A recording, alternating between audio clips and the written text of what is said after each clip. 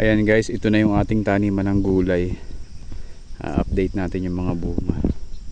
So ito yung lemongrass, tapos yung ampalaya, kalabasa, saka upo. So itong upo guys, may mga bunga na. So ayan, may bunga ditong isa. Ayan. So napakadami niyang bulaklak.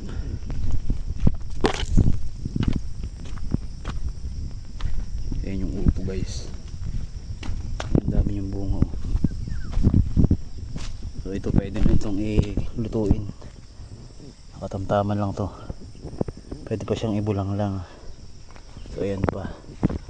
So ayan, dami niyang buko. So ito, daming bulaklak. So tingnan natin yung kalabasa guys, marami siyang bunga.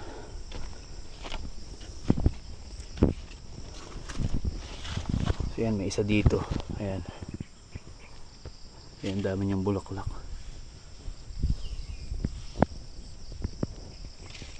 So ang daming maliliit.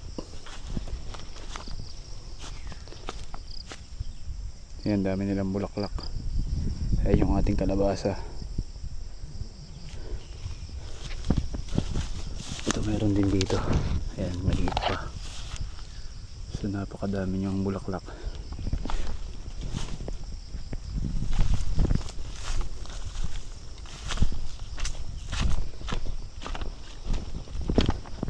Ito pa.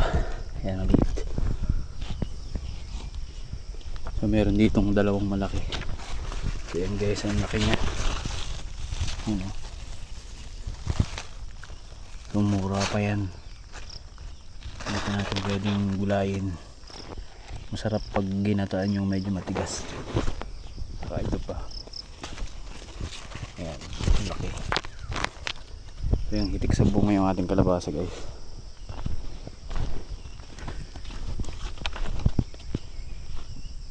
Ayan, daming bunga.